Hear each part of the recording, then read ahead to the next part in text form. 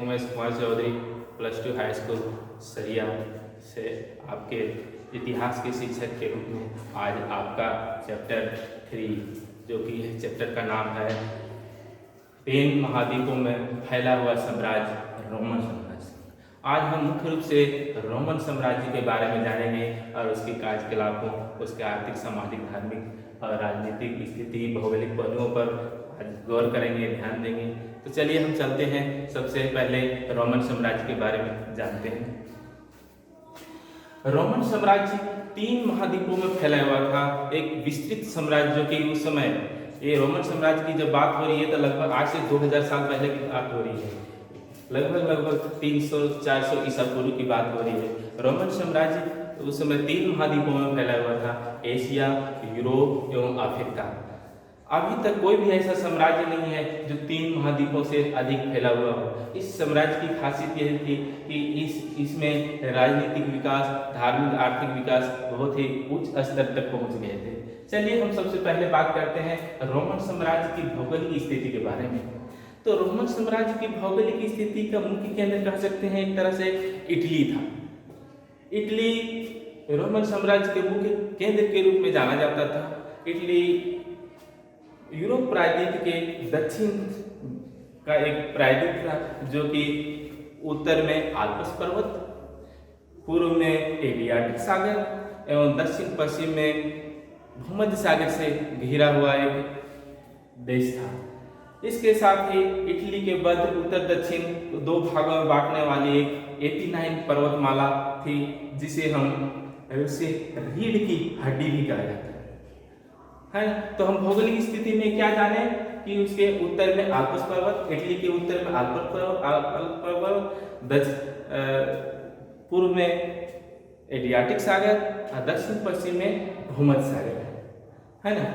उसके अतिरिक्त रोम के दक्षिण में टाइबर नदी बहती है जो कि इटली की राजधानी था, एवं उत्तर में रोम के उत्तर में पो नदी है।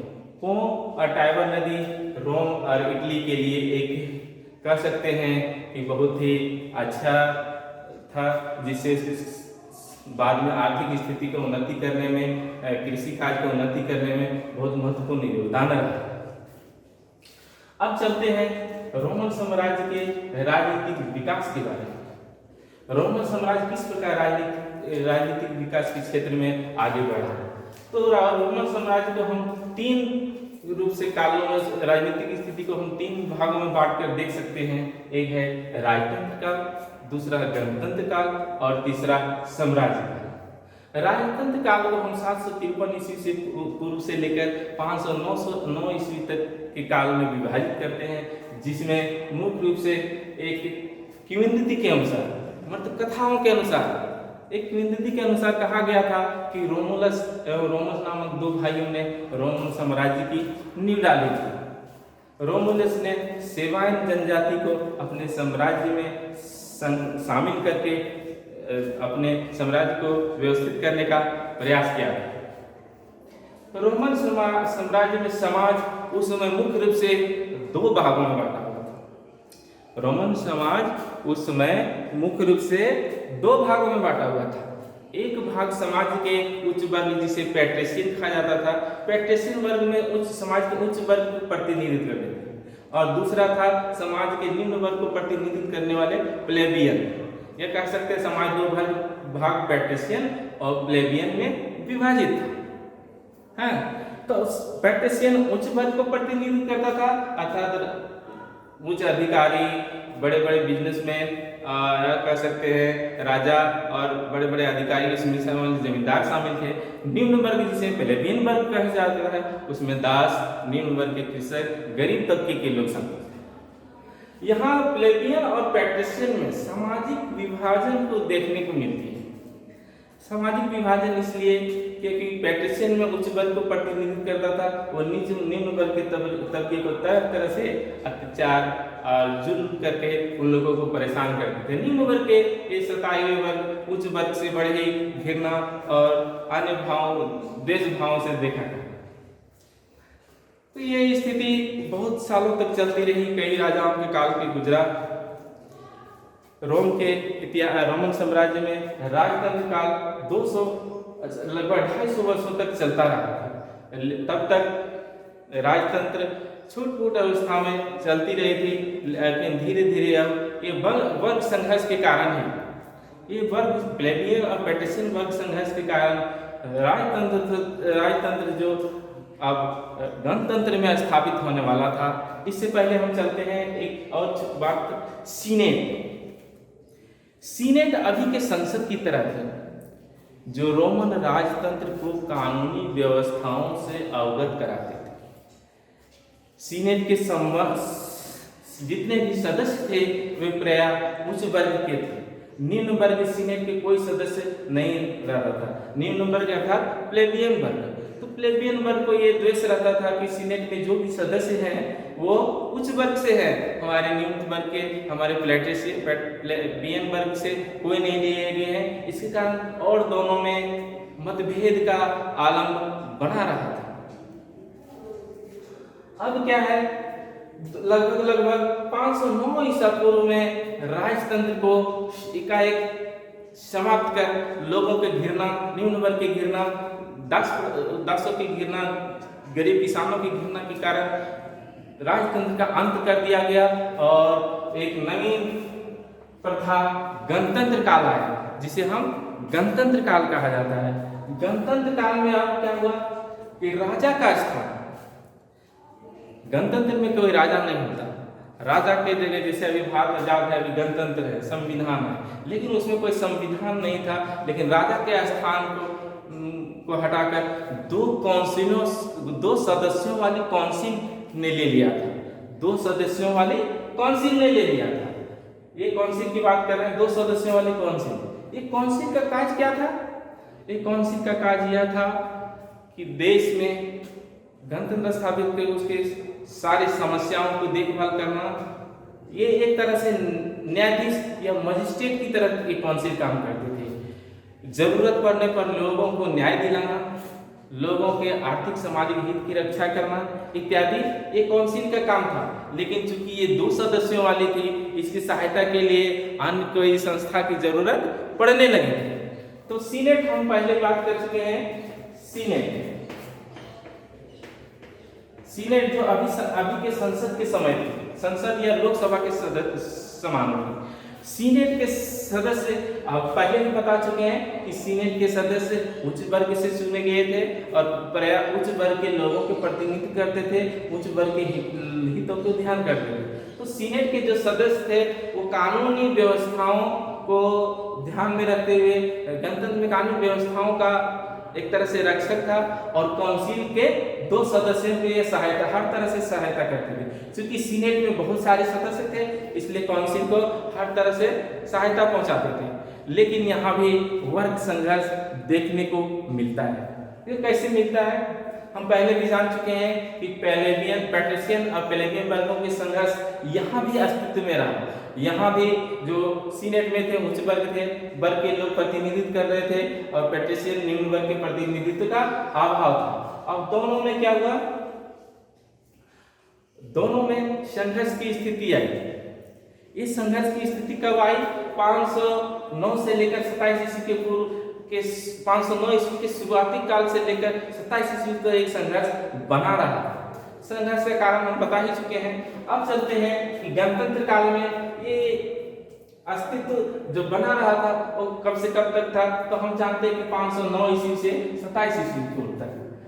अब क्या शासन तंत्र में वर्ग संघर्ष के कारण, मुख्य कारण क्या था? तो अभी हम बता ही चुके हैं कि जाति समाजीय विभाजन, आर्थिक विभाजन, निम्न वर्ग के तबकों को शोषण इत्यादि के कारण वर्ग संघर्ष चल रहा था। ये वर्ग संघर्ष के कारण निम्न वर्ग के लोगों ने एक विद्रोह कर दिया। विद्रोह के फलस्वरूप ये हुआ शासन तंत्र में गणतंत्र का संघर्ष। विद्रोह में ये हुआ कि अब निम्न वर्ग के तबकों की रक्षा के लिए एक ट्रिब्यून बनाया गया। ट्रिब्यून अर्थात एक उच्च पदाधिकारी की नियुक्ति की गई, जिसमें मुख्य रूप से उस पदाधिकारी का काम कह सकते हैं एक दंडाधिकारी या उच्च न्यायाधीश के रूप में उसको रखा गया। तो ये ट्रिब्यून के जो एक सदस्य थे ये 1 वर्षों के लिए नियुक्त किया गया था। कितने वर्षों के लिए नियुक्त किया गया था बच्चों? 1 वर्षों के लिए नियुक्त किया गया था। ये 1 वर्षों के नियुक्त किया गया था ट्रिब्यून। तो ये निम्न तबके के सदस्यों का प्रतिनिधित्व करता था, इसलिए निम्न तबके के लोगों के या प्लेबियन वर्ग के लोगों के हितों की रक्षा के लिए बनाया गया था। बाद में क्या हुआ कि प्लेबियन वर्ग के एक सदस्य प्लेबियन वर्ग में से ही एक संसद का गठन किया गया और उसी से ट्रिब्यून के सदस्य के रूप में निर्माण किया गया। चूंकि हम बता ही चुके हैं कि ट्रिब्यून के सदस्य 1 वर्ष के चुना जाता है, निम्न वर्ग के हितों के लिए रक्षा करने के लिए किया गया था।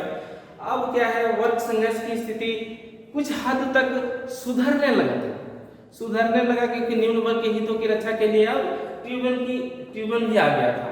उच्च वर्ग के हितों के लिए सीनेट थे और काउंसिल के भी सदस्य उच्च वर्ग से थे। तो निम्न वर्ग के ट्रिब्यून कुछ हद तक संघर्ष को विराम की स्थिति आई, लेकिन ये विराम की स्थिति ज्यादा दिनों तक नहीं चल सकी। नहीं चलने का कारण हम आगे चलकर आपको बताएंगे कि जैसे जैसे साम्राज्य का विस्तार होने की प्रक्रिया शुरू हुई, अर्थात रोमन साम्राज्य शुरू में पूरे 3 महाद्वीपों में फैला हुआ नहीं था। रोमन साम्राज्य मुख्य रूप से इटली और उसके रोम के भूभाग के आसपास था, लेकिन रोमन साम्राज्य ने अपने एक शक्तिशाली शहरी क्षेत्रों में विकसित करते हुए विशाल भूभाग बनाने की कोशिश में लगा रहा। इसको बनाने में दोनों वर्ग संघर्षों के बीच के आपसी मतभेद के मिटाने के बाद की प्रक्रिया शुरू हुई। आपसी मतभेद मिटाने के बाद ही प्रक्रिया शुरू हुई। तो जैसे ही रोमन साम्राज्य के विस्तार करने की शुरू हुई तो सेना के साथ निम्न वर्ग के लोगों ने बढ़ चढ़कर हिस्सा लिया। बढ़ चढ़कर कैसे किया? युद्ध में सैनिकों की सहायता किया, अपने खेती बाड़ी घर गृहस्थी छोड़ करके युद्ध में भाग लिया। युद्ध में भाग लेने के बाद बहुत सारे क्षेत्रों के जीतने के उपरांत भी इन्हें किसी प्रकार की वेतन नहीं दिया जाता था। कोई भी व्यक्ति भूखा प्यासा कब तक काम करेगा? कोई भी मजदूर अगर काम करेगा तो उसको मजदूरी की आवश्यकता होती है, भूखे प्यासे पेट कोई काम नहीं कर सकता। इसी तरह प्लेबियन वर्ग के जो निम्न वर्ग तबके के लोग जो साम्राज्य विस्तार में भाग लिए थे, उन्हें किसी प्रकार की वेतन की व्यवस्था नहीं की गई थी। नहीं करने के कारण उनकी आर्थिक स्थिति डामाडोल होने लगी। और डामाडोल होने के उपरांत ही कुछ प्लेबियन वर्ग के लोग फिर पुनः अपने आर्थिक स्थिति को सुधारने के लिए अपने घर जमीन उच्च वर्ग के लोगों को गिरवी रखने लगे, बेचने लगे। और उच्च वर्ग के लोग को यही मौका था कि उनके शोषण को पुनः बनाए रखें, क्योंकि उनकी आर्थिक स्थिति अभी कमजोर थी और उच्च वर्ग के लोगों की आर्थिक स्थिति व्यवसाय और अन्य सुविधाओं से परिपूर्ण था। तो आर्थिक स्थिति ठीक होने के कारण किसी भी कारण निम्न वर्ग के लोगों को शोषण का प्रक्रिया जो है सो बढ़ता गया। ये शोषण की प्रक्रिया बहुत लंबा खींचा और अंत में गणतंत्र का अंत होकर एक नवीन साम्राज्य के रूप में अस्तित्व में आया। लेकिन हम एक और चीज जानेंगे कि रोमन साम्राज्य का क्रमिक पतन कैसे हुआ। वर्ग संघर्ष तो चला, वर्ग संघर्ष की शुरू से अंत तक वर्ग संघर्ष चलते रहता है। बीच में कुछ वर्ग संघर्ष रुका, साम्राज्य विस्तार की प्रक्रिया में निम्न वर्ग के तबकों के सहयोग के कारण साम्राज्य विस्तार हुआ। अब क्या है, रोमन साम्राज्य का क्रमिक पतन कैसे हुआ? रोमन साम्राज्य के विस्तार के फलस्वरूप दोनों में संघर्षों के उपरांत जब दोनों के समाजों के दोनों लोगों के बीच मतभेद बना रहा तो ये मतभेद बहुत ज्यादा दिनों तक चला। मतभेद के उपरांत ये साम्राज्य का क्रमिक धीरे धीरे पतन होने लगा। पतन के एक और कारण से हम कह सकते हैं कि अब गणतंत्र से एक तंत्र की ओर रोमन साम्राज्य अस्तित्व में आने लगा। गणतंत्र से एक तंत्र की ओर इसलिए कह सकते हैं कि गणतंत्र में हम पहले भी जान चुके हैं 2 काउंसिलों के सदस्यों की सहायता से, सीनेट की सहायता से, ट्रिब्यून की सहायता से गणतंत्र के शासन व्यवस्था चल रहे थे। अब चलने के कुछ उपरांत ही बहुत दिनों के उपरांत फिर उनमें पतन का प्रक्रिया जारी हो गई। कोई भी साम्राज्य अपने उच्च स्तर पर जब पहुंचता है तो उसका नीचे की ओर ढलना निश्चित ही है। उसी तरह रोमन साम्राज्य गणतंत्र से एक तंत्र की ओर अर्थात प्रजाहितवादी से लेकर फिर पुनः एक साम्राज्य की ओर अस्तित्व में आने लगा था। एक तंत्र के आने का मुख्य कारण यह कह सकते हैं कि इसमें तीन गणतंत्र में सेनापतियों को नियुक्त किया गया था। वो तीन सेनापति जूलियस सीजर, पोम्पी तथा क्रेसस, तीन सेनापतियों को गणतंत्र की रक्षा का भार सौंपा गया। ये सेनापति थे जूलियस सीजर, पोम्पी तथा क्रेसस। जूलियस सीजर एक महान व्यक्ति, विद्वान व्यक्ति, लेखक थे। क्या थे? महान विद्वान, लेखक, राजनीति के अच्छा जानकार। कहा जाता है कि पोम्पी भी युद्ध कला में निपुण, तलवारबाजी में निपुण व्यक्ति था। क्योंकि सेनापति का पद मिला है नहीं, तो ये सब चीजों में निपुण होना ही बहुत जरूरी है। क्रेसस धनवान व्यक्ति था, लेकिन इसकी योग्यता के बारे में कोई ज्यादा विस्तृत वर्णन देखने को नहीं मिलने के कारण ये तीनों को सेनापति का पद दिया गया। सेनापति का पद इन तीनों ने बहुत ही दायित्व से निभाया। लेकिन कहते हैं कि एक म्यान में तीन तलवार कभी नहीं रह सकता। एक म्यान में तीन तलवार कभी अस्तित्व में नहीं रह सकता है। इसी तरह हुआ, तीनों में आपसी मतभेद होने लगे। तीनों को क्षेत्र बांटा गया था कि आप उत्तर रोमन साम्राज्य लेंगे, आप पश्चिम रोमन साम्राज्य लेंगे, आप पूर्व रोमन साम्राज्य लेंगे। क्योंकि पश्चिम रोमन साम्राज्य का भार जूलियस सीजर को दिया गया था और पूर्वी रोमन साम्राज्य का भार पोम्पी को दिया गया था। पोम्पी अपने आप को उस क्षेत्र से अपने आप को संतुष्ट नहीं कर पा रहे थे। यहाँ तक कह सकते हैं कि जूलियस सीजर भी जो पश्चिम का रोमन साम्राज्य को भाग दिया था, उससे वो भी संतुष्ट नहीं थे और दोनों में आकर के एक झड़प होने लगी थी। दोनों के समर्थकों के भी कभी कभी युद्ध की स्थिति आ जा रही थी। इसके कारण साम्राज्य की स्थिति धीरे धीरे डामाडोल हो रही थी। साम्राज्य की स्थिति डामाडोल होने के उपरांत भी इनमें शत्रुता की स्थिति बनी रही और अंत में आकर जूलियस सीजर की सेनाओं ने पोम्पी की सेनाओं पर आक्रमण किया। कई छोटे मोटे झड़पों के उपरांत पोम्पी अपने साम्राज्य से भाग खड़ा हुआ और ग्रीस होते हुए मिस्र जा पहुंचा। जूलियस सीजर भी कहाँ मानने वाला था? जूलियस सीजर भी उनका पीछा करते हुए ग्रीस होते हुए मिस्र जा पहुंचा। मिस्र के एक शहर अलेक्जेंड्रिया में जाकर के उसको पोम्पी को पीछा किया, वहां जाकर के उसको मार डाला।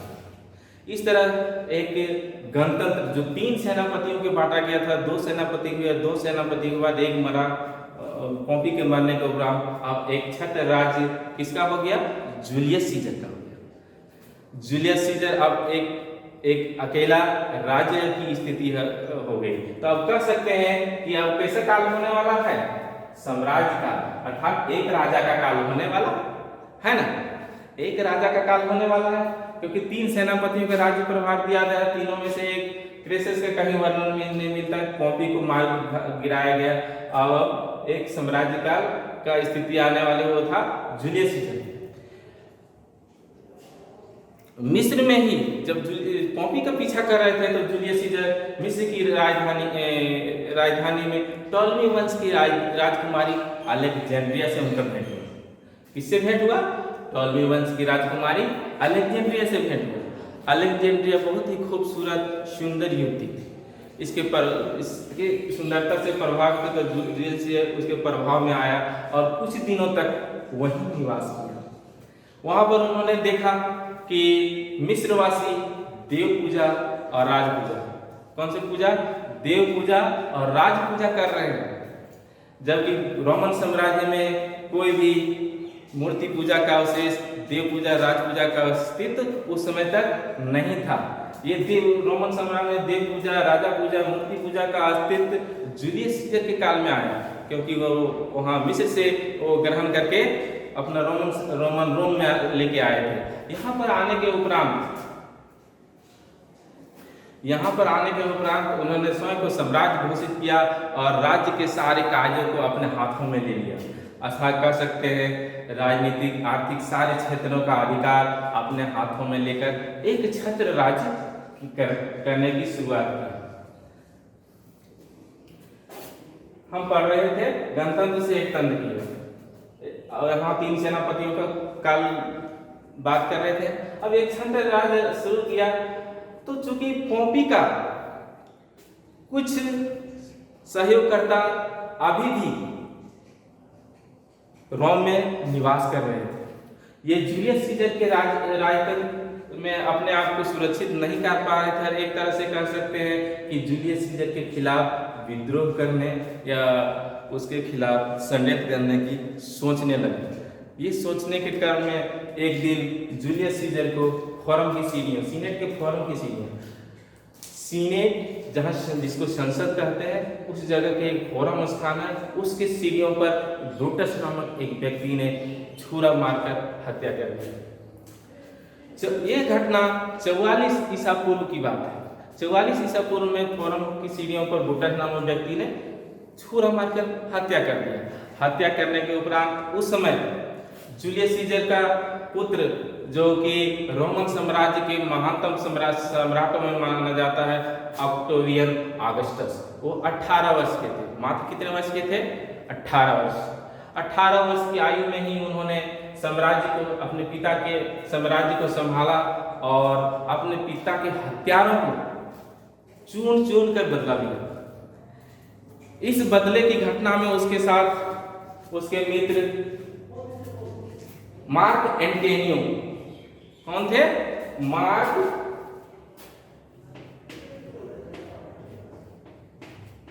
एंटेनियो। मार्क एंटेनियो ने बढ़ चढ़कर साथ दिया। अब क्या हुआ, जितने भी दुश्मन उसको सफाया करने के उपरांत ऑक्टेवियन ऑगस्टस, क्या नाम था? ऑक्टेवियन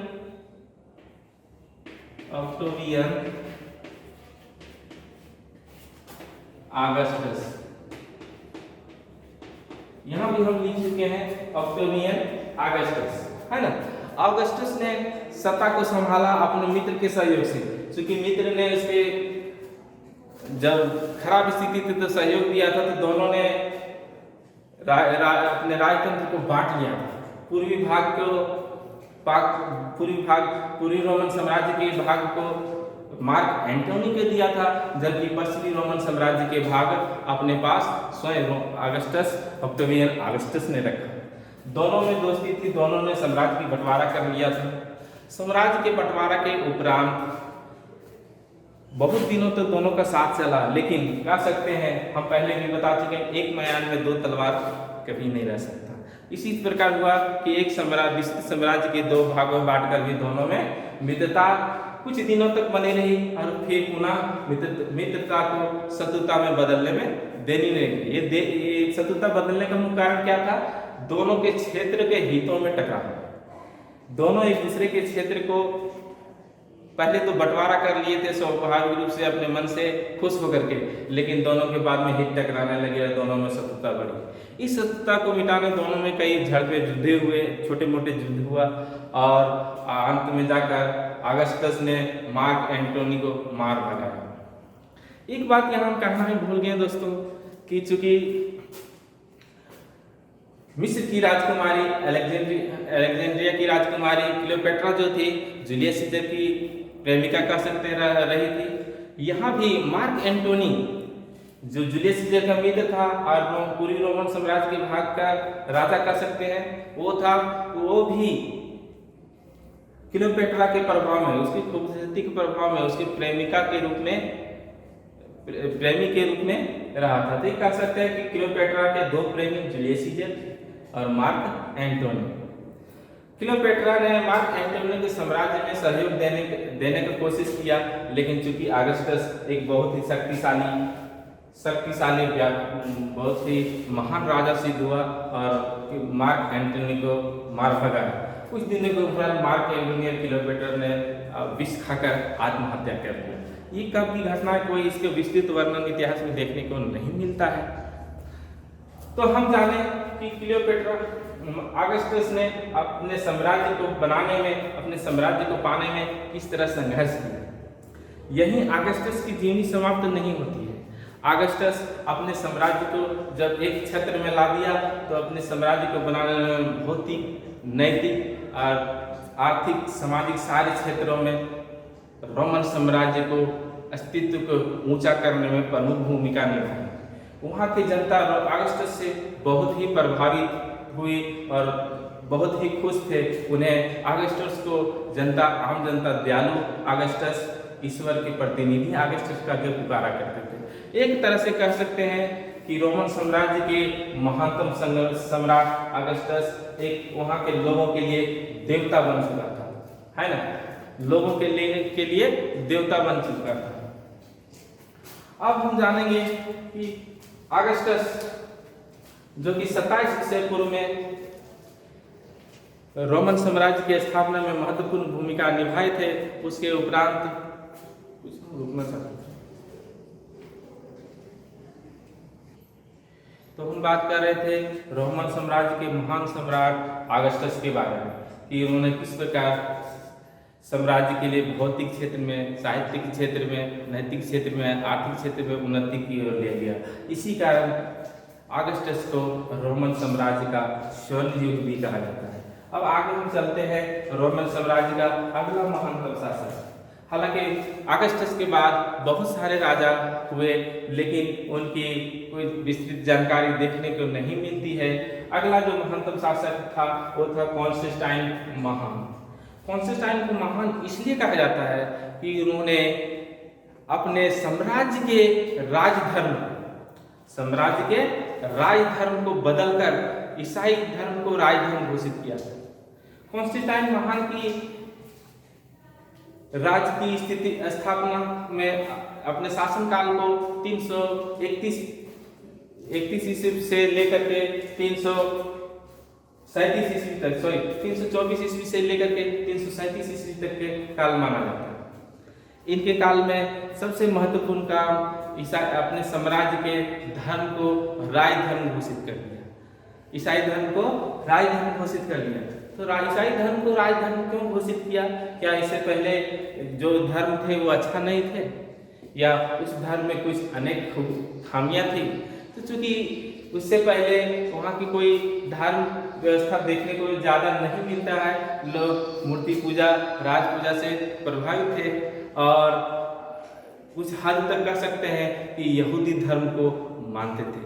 लेकिन ईसा मसीह के जन्म के बाद, क्योंकि हम जानते हैं कि ईसा मसीह का जन्म ऑक्टेवियन ऑगस्टस के काल में हुआ था, ईसा मसीह के बाद ईसाई धर्म का उत्थान होने लगा था। ईसाई धर्म जो कि मूर्ति पूजा, राज पूजा, अन्य व्यक्तिगत पूजा से के विरोधी थे, इनमें सामाजिक समरसता और लोगों के सहानुभूति को प्राप्त करने में आगे आए और इस धर्म के प्रति लोग आकर्षित होने लगे थे, जिसके कारण रोमन साम्राज्य की बहुत सारी जनता ईसाई धर्म की ओर आकर्षित होने लगी थी।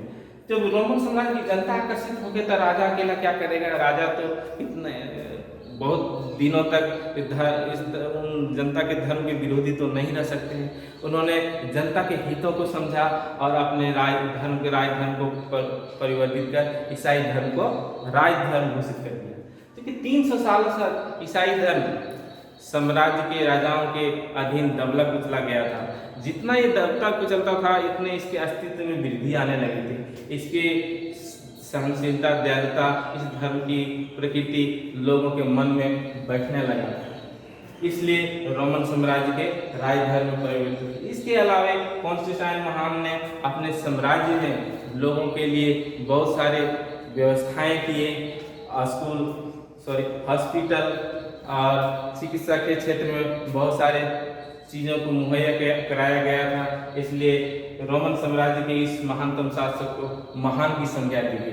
कॉन्स्टेंटाइन, जिसका नाम कॉन्स्टेंटाइन था, इसे कॉन्स्टेंटाइन महान की संज्ञा दी गई। अब चलते हैं अगला रोमन साम्राज्य के अंतिम महानतम शासक जस्टिनियन। यह रोमन साम्राज्य का अंतिम शासक नहीं था, लेकिन कह सकते हैं एक तरह से रोमन साम्राज्य का अंतिम महानतम सम्राटों में, क्योंकि कॉन्स्टेंटाइन के बाद बहुत से राजा हुए, लेकिन उनकी कोई व्यक्तिगत व्याख्या देखने को नहीं मिलती है, व्यक्तिगत इतिहास देखने को नहीं मिलता है। 527 ईस्वी से 565 ईस्वी के बीच जस्टिनियन का शासनकाल रहा था। जस्टिनियन का शासनकाल मुख्य रूप से दो क्षेत्रों में जाना जाता है, एक लोकहित कार्य और एक विधि संहिता।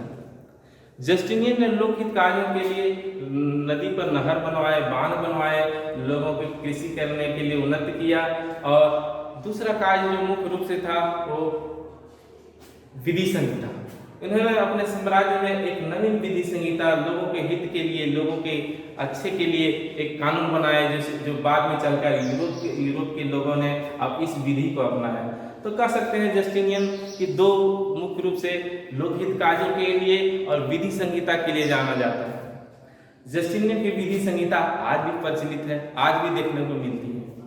जस्टिनियन के शासनकाल की अस्तित्व 565 ईस्वी में जाकर समाप्त हो जाती है। तो इस तरह से हम देखे हैं कि रोमन साम्राज्य के राजनीतिक विकास एक लंबी प्रक्रिया, लगभग 1000 से 1200 ईस्वी तक राजनीतिक विकास की स्थिति चलती रही। जस्टिनियन के उपरांत भी रोमन साम्राज्य अस्तित्व में रहा था, और चूंकि एक मुख्य बिंदु हम बताना भूल गए कि कॉन्स्टेंटाइन ने एक कॉन्स्टेंटिनोपल नामक शहर की स्थापना की थी। कॉन्स्टेंटाइनोपल नामक शहर की स्थापना की थी, जो पूर्वी रोमन साम्राज्य के राजधानी के रूप में जाना जाता था। ये कॉन्स्टेंटाइन महान ने ही स्थापित किए थे। उसके बाद जस्टिन के काल के उपरांत बहुत सारे राजाओं का काल भी देखने को मिलता है। रोमन साम्राज्य का अंतिम इतिहास 1453 ईस्वी में तक अस्तित्व में रहा, जब तुर्कों ने बेंजेटाइन साम्राज्य की राजधानी कुस्तुनतुनिया पर आक्रमण कर उसके पतन कर दिया। मतलब 1453 ईस्वी तक रोमन साम्राज्य का अस्तित्व देखने को मिलता है।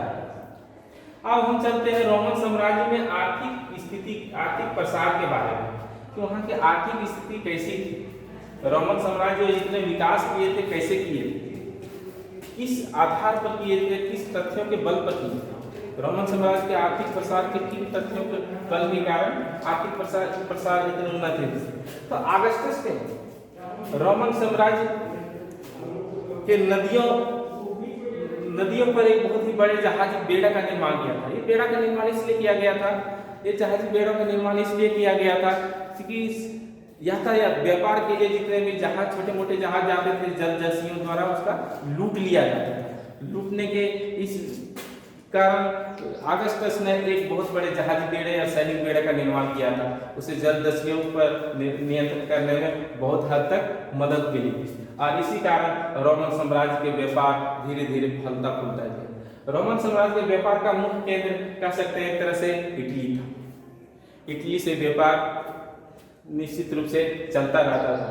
इटली से आयात और निर्यात का मुख्य केंद्र होने के कारण यहाँ से माल विदेशों में भेजा जाता था, और विदेशों से माल इटली और उसके आसपास के क्षेत्रों में लाया जाता था।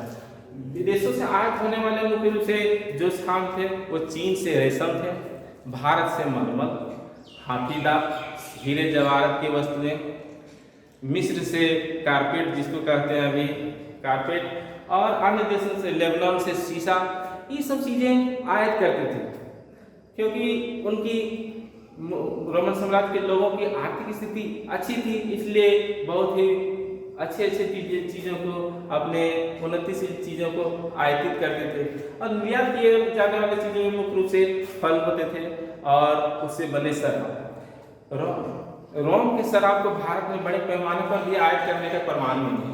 रोम के शराब को बड़े पैमाने पर, और ये शराब एक मिट्टी के मटके में ला करके ला करके भारत अन्य देशों को भेजा जाता है। तो आयात और निर्यात के इस उच्च स्तर के कारण रोमन साम्राज्य के व्यापार के क्षेत्र में बहुत ही उन्नति हुई। ये व्यापार सालों साल, सैकड़ों साल चलता रहा था, और इस विशाल साम्राज्य को आर्थिक स्थिति में समृद्ध बनाने में व्यापार का सबसे बड़ा व्यापार की उन्नति के कारण ही रोमन साम्राज्य इतने अस्तित्व में रहा था। इसके बाद दूसरा बिंदु पर हम चलते हैं कृषि। चूंकि कृषि किसी भी देश की कृषि की आर्थिक व्यवस्था का एक आधार होता है, वहां भी कृषि उस साम्राज्य के आर्थिक व्यवस्था का एक आधार था। तो कृषि कार्य कैसे किया जाता है? तो कह सकते हैं, हम जानते हैं कि कृषि कार्य दासों के द्वारा किया जाता था। ये दास कौन होते थे? छोटे गरीब मजदूर। और युद्धबंदी, जो युद्ध रोमन साम्राज्य के प्रसार के दौरान जितने भी युद्ध हुए थे उसे बंदी बनाए गए लोगों से किसी दास के रूप में कार्य कराए जाते थे। ये दास अपने मालिक या जमींदार के खेतों में जन्म जन्मांतर तक काम करते रहते थे। इन्हें ना तो कोई मजदूरी दिया जाता था, सिर्फ जीने के लिए 2 वक्त की रोटी और पहनने के लिए कपड़ा। इसके अलावा उन्हें किसी प्रकार के अन्य पारिश्रमिक नहीं मिलता था।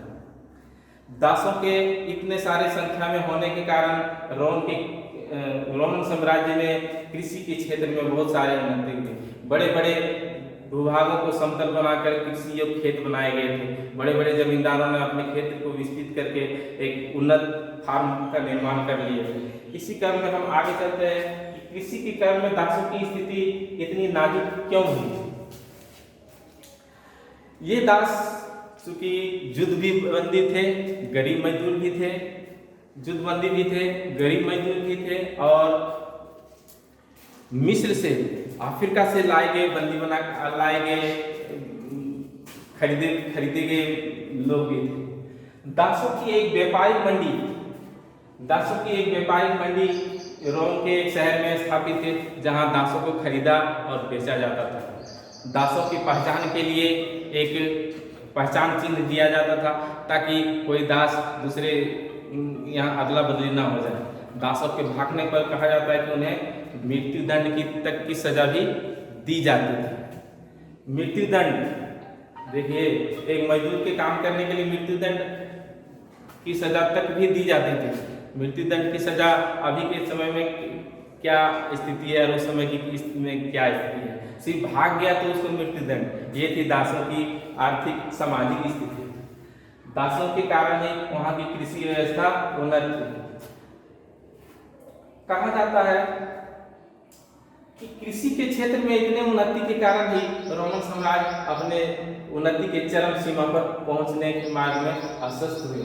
इसके अलावा तीसरा बिंदु जो होता है वो था उद्योग रोमन साम्राज्य में उतनी फलीभूत नहीं हुए थे, लेकिन फिर भी हथियारों के निर्माण में, बर्तन बनाने में, बर्तन कांसे या तांबे को मिलाकर, टीन कांसे को मिलाकर, पीतल को मिलाकर कांसा बनाया जाता था। बहुत सारे मतलब उद्योग में छोटे छोटे घरेलू स्तर पर उद्योग का निर्माण करके, कुटीर उद्योग का निर्माण करके अपना जीवन यापन चल रहा था। लेकिन ये उद्योगों के जो पारिश्रमिक लोग थे उन्हें उच्च वर्ग के लोगों के द्वारा हीन दृष्टि से देखा जाता था। उद्योग में अभी काम करने वाले लोगों को बहुत ही अच्छे दृष्टि से देखा। बाद के इतिहास में भी देखने को मिलता है कि शिल्पकारों को बहुत ही अच्छा योग्य व्यक्ति माना जाता था, लेकिन वहाँ उद्योग में काम करने वाले व्यक्ति को उच्च वर्ग के लोगों के द्वारा हीन दृष्टि से देखा जाता है। या कह सकते हैं कि एक तरह से दासियों की स्थिति की तरह उद्योग के कार्य करने वाले श्रमिक लोगों का स्थिति हो गया। इसी कारण रोमन साम्राज्य में उद्योगों को उतना फलीभूत नहीं हो पाया। अब अगला बिंदु आते हैं हम रोमन साम्राज्य में धर्म। रोमन साम्राज्य में धर्म की स्थिति क्या थी? रोमन साम्राज्य में धर्म कैसा था? चूंकि शुरू में रोमन साम्राज्य में कोई धार्मिक प्रवृत्ति मानने वाले सब अलग अलग प्रकार के लोग ज़्यादा मूर्ति पूजा थे। लेकिन जूलियस सीजर और ऑगस्टस के समय, जूलियस सीजर के समय ही कह सकते हैं कि मूर्ति पूजा, राजा पूजा, देव पूजा अस्तित्व में आने लगा था। ऑगस्टस और कॉन्स्टेंटाइन ने बाद में चलकर अपने को देवता मानते हुए अपनी मूर्ति को मंदिरों में स्थापित करवाए थे और लोगों को पूजने के लिए प्रेरित भी किए थे। लोग भगवान की तरह, राजा को भगवान की तरह पूजने लगे थे और ये पूजा धर्म के अस्तित्व के रूप में आगे देखने को मिलती है। रोमन साम्राज्य में एक धर्म के अस्तित्व का एक और भी था कि पहले ईसाई धर्म राज धर्म नहीं था, लेकिन कॉन्स्टेंटाइन महान के कारण ईसाई धर्म को राज धर्म बनाया गया, क्योंकि ईसाई धर्म 300 वर्षों में ही इतने अपने आप को उत्थान कर लिए थे, लोगों के हित में इतने दिल में इतने जगह बना लिए थे कि ईसाई धर्म बाद में चलकर 40 ईस्वी में रोमन साम्राज्य के राजधर्म बन गया और कॉन्स्टेंटाइन महान इसी धर्म परिवर्तन के कारण से महान की संज्ञा दी गई। ये तो धर्म एक व्यक्तिगत अस्तित्व की बात भी होती है। लोग अपने अपने क्षेत्र में मंदिर को बनाकर उसमें मूर्तियां रखकर पूजा करने लगे थे। अब हम चलते हैं रोमन साम्राज्य के धर्म से के बाद पूरा अवशेष अब भवन मूर्ति का।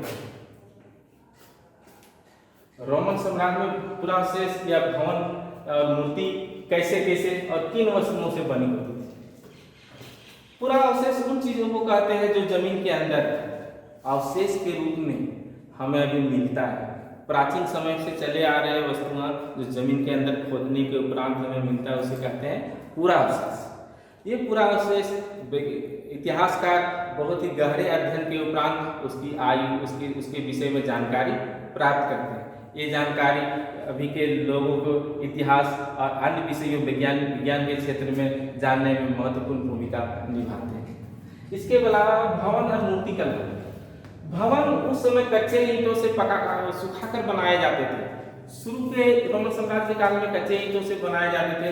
बड़े बड़े राजाओं और राजमहलों में पत्थर और कंक्रीट से बनाए जाते थे। ये कंक्रीट ज्वालामुखी से उत्पन्न लावा के और चूना पत्थर से मिलाकर बनाए जाते थे। इसके अलावा पत्थर, चूंकि जानते हैं कि इटली संगमरमर पत्थर के लिए अभी भी प्रसिद्ध है, उस समय भी प्रसिद्ध था। तो ये संगमरमर के पत्थर और कंक्रीट से बनाकर बड़े बड़े भवन, बड़े बड़े मंदिर, बड़े बड़े अखाड़े और रंगशाला का निर्माण किया गया था। इस निर्माण के उपरांत इसके अलावे बहुत सारे मंदिरों में मूर्तियां पत्थर के एक तराश कर बनाई गई थी और उसके अवशेष अभी भी हमें देखने को मिलता है। तो कह सकते हैं कि पूरा अवशेष क्या था और भवन निर्माण मूर्ति कला की स्थिति क्या थी। इसके बाद हम चलते हैं विज्ञान के क्षेत्र में प्रगति। पूरा अवशेष और भवन मूर्ति कला की स्थिति के बारे में जाने। अब हम जानेंगे विज्ञान के क्षेत्र में प्रगति। तो रोमन साम्राज्य में विज्ञान के क्षेत्र में प्रगति बहुत ही महत्वपूर्ण बिंदु का एक सार कह सकते हैं। विज्ञान के क्षेत्र में प्रगति क्या हुआ? सबसे पहले अस्पताल खोले गए। अस्पताल किनके लिए? युद्ध में घायल हुए सैनिकों के लिए, अन्य बीमार लोगों के लिए अस्पताल की जो सुविधा सबसे पहले देखने को मिलती है और रोमन साम्राज्य में देखने को मिलती है। रोमन साम्राज्य में अस्पताल का अस्तित्व और बहुत सारे जड़ी बूटियों और दवा औषधियों का निर्माण का अस्तित्व देखने को मिलता है। गैलन नामक एक महान विद्वान गैलन नामक एक महान विद्वान ने चिकित्सा क्षेत्र के चिकित्सा शास्त्र के क्षेत्र में बहुत अच्छी उन्नति कर बहुत सारे औषधियों का निर्माण किया था और चिकित्सा के क्षेत्र में अपने आप को एक उन्नतशील वैज्ञानिक माने थे। इसके अलावा हम देखते हैं प्लिनी, जो कि जिन्होंने एक नेचुरल हिस्ट्री प्राकृतिक इतिहास नामक एक वैज्ञानिक किताब लिखा था। इस किताब में वैज्ञानिक से संबंधित सारे तथ्यों को अवगत कराया गया है। इसके बाद टॉलमी ने जिन्होंने ज्योग्राफिया नामक एक भौगोलिक किताब लिखा था। इन्होंने बताए थे कि पृथ्वी के चारों ओर सूर्य घूमता है। अभी हम जानते हैं कि सूर्य के चारों ओर पृथ्वी घूमती है, लेकिन टॉलमी ने यह बताया था कि पृथ्वी के चारों ओर सूर्य घूमता है। इसका ये कथन लगभग 400 वर्षों तक अस्तित्व में मतलब माना गया था। 400 वर्षों तक वो इसका कथन सही सिद्ध हुआ था, लेकिन बाद के वैज्ञानिकों ने इसके कथन को गलत साबित कर दिया। इसके अलावा बहुत सारे विज्ञान के क्षेत्र में उन्नति को लेकर देखने को मिलता है। इसके सौर पंचांग, विज्ञान के क्षेत्र में एक नया सौर पंचांग भी उस समय में देखने को मिलता है कि जो 355 दिनों का साल था उसको बदल करके उसको विस्तृत कर करके 365 दिनों का साल निर्धारित किया गया था। सप्ताह को 7 दिनों में बांटा गया था, क्योंकि पहले 355 दिनों का साल था, वो अब 365 दिनों में हो गया। तो 10 दिन जो बढ़ गए उसके ये महीनों में जो 12 महीने होते थे उनमें समायोजित किया गया। मतलब 12 महीनों में एक एक करके बांट दिया गया। यह सौर पंचांग कोई बहुत ही उपयोगी साबित हुए और बाद में अभी भी हमारे पूरे विश्व में ये पंचांग चल रहा है। इसके अलावा 1 जनवरी 45 ईसा पूर्व में एक नवीन पंचांग की शुरुआत रोमन साम्राज्य के राजा के द्वारा किया गया था, जो उस समय प्रचलित में थे। तो विज्ञान के क्षेत्र में हम जानते हैं कि सौर पंचांग सब दिनों को सप्ताह में बदलने की प्रवृत्ति, अस्पतालों की स्थापना, बड़े बड़े औषधियों का निर्माण, विज्ञान के क्षेत्र में उन्नति करते हुए ये कार्य किए। इसके अलावा हम आगे जो टॉपिक चलेंगे वो है रोमन साम्राज्य में दास प्रथा। सबसे महत्वपूर्ण टॉपिक ये है रोमन साम्राज्य में दास प्रथा की स्थिति क्या थी। दास प्रथा के बारे में कुछ पहले भी बता चुके हैं कि कृषि क्षेत्र में काम करने के लिए दासों को लगाया जाता था। ये दास जब जन्माता तक बिना मजदूरी किसी प्रकार के पैसा मुद्रा लिए हुए काम करते थे। इन्हें जीने के लिए दो वक्त का भोजन, पहनने के लिए कपड़ा मिलता था और किसी प्रकार के अन्य मजदूरी नहीं मिलती थी। ये दास अगर अपने काम क्षेत्र को करने से मना करते थे या भागने की कोशिश करते थे, इनको कैद की सजा या मृत्यु दंड की सजा तक भी दिया जाता था। तो दासों की स्थिति रोमन साम्राज्य में बड़ा ही एकदम न्यूनतम स्तर पर था। एक तरह कह सकते हैं कि उस समय दासों की संख्या बहुत ही ज्यादा थी। इटली, जो कि रोमन साम्राज्य का मुख्य इटली था, जिसकी जनसंख्या उस समय 75 लाख थी। 75 लाख में 30 लाख जनसंख्या दासों की थी। कह सकते हैं कि दासों की जनसंख्या रोमन साम्राज्य के इतिहास में कितनी उपयोगी रहा होगा। 75 लाख में 30 लाख मतलब 40% जनसंख्या दासों की थी।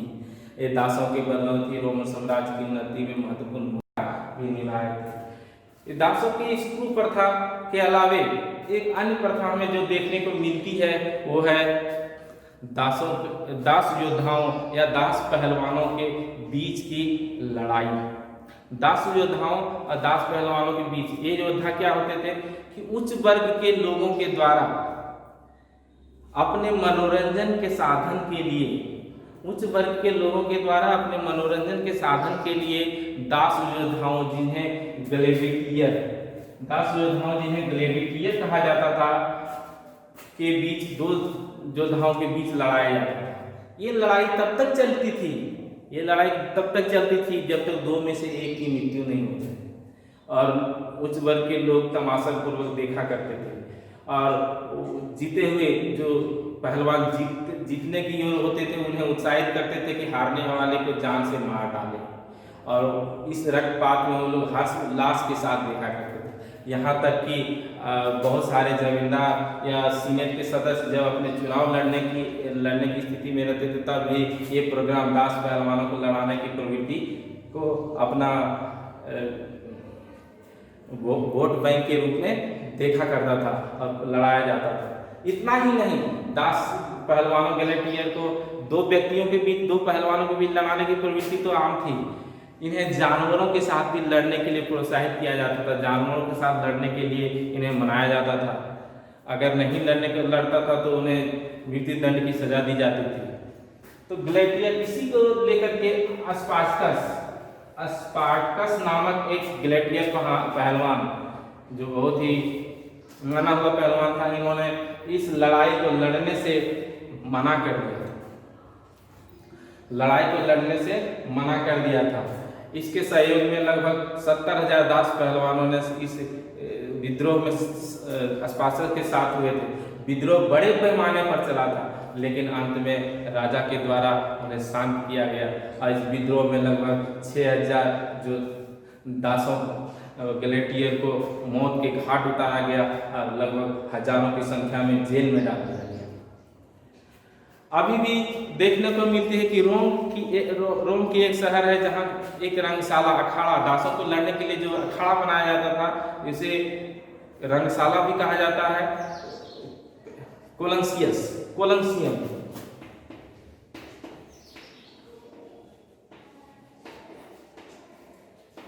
नामक एक अखाड़ा जिसे 5वीं शताब्दी में बनाया गया था। इस अखाड़े में लड़ने के लिए और देखने वाले दर्शक लगभग 45,000 की संख्या में थे। 45 इतने बड़े पैमाने पर अभी के समय जैसे स्टेडियम होता है वैसे ही रंगशाला का निर्माण किया गया था, जो अभी भी विद्यमान है, मतलब 2000 वर्षों तक अभी भी अस्तित्व में देखने को मिलती है। इसके अलावा दासों की जो स्थिति बहुत ही नाजुक देखने को मिलती है। तो कह सकते हैं कुल मिलाकर के रोमन साम्राज्य की दास प्रथा बहुत ही अनैतिक तरीकों से लोगों को जमींदारों के यहाँ खेतों में, घरों में, उनके अन्य जगहों में काम करने से मजबूर किया जाता था। अब हम जो पढ़ें उसके बारे में विस्तृत एक सार संक्षिप्त विवरण जानेंगे कि हमने क्या क्या पढ़ा, इस चैप्टर में हमें क्या क्या मुख्य रूप से जानकारी मिली। तो हम शुरू में चलते हैं कि रोमन साम्राज्य का राजनीतिक भौगोलिक स्थिति क्या थी। हाँ, तो मुख्य रूप से मुख्य केंद्र इटली था, उसके उत्तर में आल्प्स पर्वत, इटली के उत्तर में आल्प्स पर्वत, पूर्व में एडियाटिक सागर, दक्षिण पश्चिम भूमध्य सागर और उसके दो उत्तर से दक्षिण बांटने वाले एल्पिनाइन पर्वत।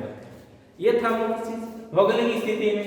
राजनीतिक स्थिति में राजतंत्र काल, राजनीतिक विकास को जानने के लिए 3 कालों में विभाजित किया गया, राजतंत्र काल, गणतंत्र काल और साम्राज्य काल। राजतंत्र काल में हम देखें कि समाज 2 वर्गों में बटा हुआ था, पेट्रेशियन और प्लेबियन।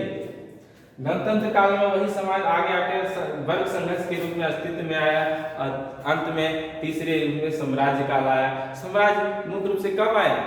जूलियस सीजर के समय। जूलियस सीजर जो कि 45 या 50 ईसा पूर्व में अस्तित्व में था, जिनकी हत्या 44 ईसा पूर्व में कहाँ कर दिया गया था? फोरम की सीढ़ियाँ, सीनेट के फोरम की सीढ़ियों में ब्रूटस नामक व्यक्ति। तो हम जानते हैं कि जूलियस सीजर की हत्या किसने किया? ब्रूटस नामक व्यक्ति ने किया। कब किया? तो 44 ईसा पूर्व में किया। क्यों किया? क्योंकि वो पोपी का सेनापति पोपी का सहयोगी था, जो कि पोपी की जूलियस सीजर ने हत्या कर दिया। अब हम जानेंगे कि जूलियस सीजर के उपरांत ऑक्टोवियन अस्तित्व में कब आया? तो 31 ईसा पूर्व से 14 ईस्वी तक ऑक्टोवियन अगस्टस अस्तित्व में था, जिन्हें रोमन साम्राज्य के सबसे महानतम सम्राटों में से एक जाना जाता है ना। इनके भौतिक, नैतिक और साम्राज्यिक आर्थिक स्थिति में रोमन साम्राज्य को सुधारने में बहुत मदद मिली, रोम के साम्राज्य का विस्तार करने में बहुत मदद मिली थी, है ना। उसके बाद जाने थे कि कॉन्स्टेंटाइन महान को हम मुख्य रूप से किस रूप में जानते हैं? धर्म को, ईसाई धर्म को राजधर्म बनाया। कॉन्स्टेंटाइन महान ने क्या किया? ईसाई धर्म को राजधर्म बना दिया। कब बना दिया? अपने शासनकाल में। पहले राजधर्म कुछ दूसरा था, लेकिन इन्होंने ईसाई धर्म के लोगों के जागरूकता के कारण, लोगों को ईसाई धर्म अपनाने के कारण ईसाई धर्म को राजधर्म बना दिया और समाज को अन्य क्षेत्रों में उपयोगी उत्थान लाने में महत्वपूर्ण भूमिका निभा रही है। इसके अलावा हम मुख्य रूप से जाने कि जस्टिनियन का काल 2 रूप में जाना जाता था, लोकहितवादी काल और उनकी विधि संहिता। लोकहितवादी काज बता ही चुके हैं कि नदियों पर बांध बनवाए थे, बड़े बड़े खेतों का निर्माण किए थे, लोगों के जीवन के स्तर को ऊंचा किए थे और अस्पतालों का निर्माण करवाए थे। अब विधि संहिता जो कि कानून की एक निर्माण की प्रक्रिया थी, कानून एक उपयोगी कानून था, उसे जस्टिनियन का विधि संहिता के नाम से भी जाना जाता है। और रोमन साम्राज्य के व्यापार, कृषि एवं उद्योग का विस्तार हम जान ही चुके हैं। व्यापार के विस्तार में कहाँ रेशम मार्ग जो कि चीन से होकर रोम तक जाती थी, अभी के हाईवे के समय रेशम मार्ग थी जहाँ से चीन से रेशम खरीदे जाते थे। इसी रास्ते से भारत के साथ हाथी दांत, मलमल, मसाले, अन्य सारी सामग्रियों का आयात किया जाता था, निर्यात किया जाता था। हम तो कह सकते हैं कि रेशम मार्ग एक हाईवे की तरह थे, राजमार्ग थे। इसी रेशम मार्ग का एक स्थल मद्रास के समीप अरिका मेरू में को रोमन मार्ग का, रोम के मार्ग का एक चौकी के रूप में भी जाना जाता है। कृषि हम जानते हैं कि कृषि के विस्तार में दासों की स्थिति कितनी महत्वपूर्ण भूमिका थी। दासों ने ही कृषि भूमि को विस्तृत किया, फैलाया और उसको आगे बढ़ाने में बहुत मदद किया। उद्योग रोमन साम्राज्य में उतनी फलीभूत नहीं हुई, क्योंकि उच्च वर्ग के लोगों ने उनको बहुत प्रकार से सहायता नहीं कर पाए थे और उन्हें हीन की दृष्टि से देखते थे, उन्हें दास की स्थिति की दृष्टि से देखते थे। इसलिए उद्योग के जितने भी कर्मी थे अपने आप को विकसित नहीं कर पाए। अब हम जाने कि पूरा शेष क्या है, वो तो हम जान ही सके कि जमीन में गड़ी हुई वस्तुएं, प्राचीन काल से गड़ी हुई वस्तुओं की खोज के उपरांत जो पाते हैं उसे हम पूरा शेष कहते हैं, है ना। ये भी जाने क्लियोपेट्रा कहाँ की राजकुमारी थी, तो मिस्र की राजकुमारी थी। किस वंश की राजकुमारी थी, तो टॉलमी वंश की राजकुमारी थी। किस राजा को उन्होंने मूर्ति पूजा राज पूजा को लिए आह्वान किया था, तो जूलियस सीजर को किया था। इस प्रकार हम जानते हैं कि रोमन साम्राज्य में फैला हुआ रोमन साम्राज्य 3 महाद्वीपों में फैला हुआ रोमन साम्राज्य की राजनीतिक स्थिति, आर्थिक स्थिति और धार्मिक विज्ञान के क्षेत्र में उन्नति का बहुत ही महत्वपूर्ण योगदान रहा था। बच्चों, यहीं तक एक क्लास को समाप्त किया जाता है। आप लोग इस चैप्टर को बढ़िया से देखिए, पढ़िए और इस एक एक बिंदुओं को याद कीजिए। परीक्षा में हर एक परीक्षाओं में इस चैप्टर से बहुत महत्वपूर्ण प्रश्न आते हैं, इसलिए एक एक बिंदुओं को आप याद करने की कोशिश कीजिए। धन्यवाद।